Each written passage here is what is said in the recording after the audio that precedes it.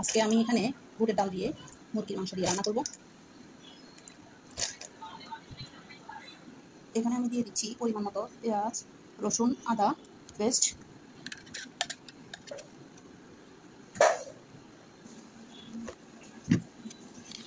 তারপরে দিয়ে দিচ্ছি পরিমাণ মতো লবণ,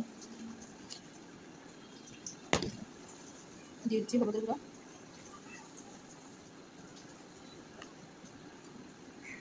দিয়ে দিলাম মরিচের গুঁড়া,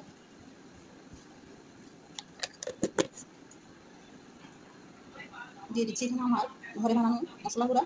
এখানে আমার সব রকমের মশলা আছে, গরম মশলা থেকে শুরু করে একদম সব, দারচিনি, এলাচ, লং, গোলমরিচ, মানে যাবতীয় সব মাংসের মশলা। সেই কারণে আমি আলাদাভাবে আর কোনো গরম মশলা দিব না, সব একসাথে। তাই আলাদাভাবে আর কোনো তেজপাতা, দারুচিনি, এলাচ, লং, গোলমরিচ, মাংসের সকল মশলা আমি একসাথে এগুলো বানিয়ে নিয়েছিলাম, তাই আলাদাভাবে আর কোনো মশলা দিব না। এখানে দিয়ে দিচ্ছি সয়াবিন তেল, পরিমাণ মতো সয়াবিন তেল দিয়ে দিলাম। এগুলো দিয়ে এভাবে মেখে নেব।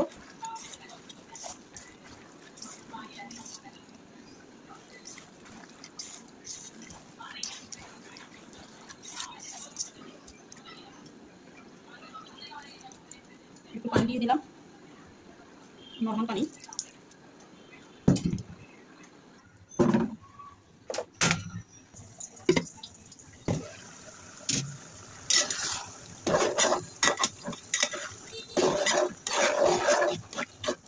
এগুলো আমি কিছুক্ষণ এভাবে কষিয়ে নিব।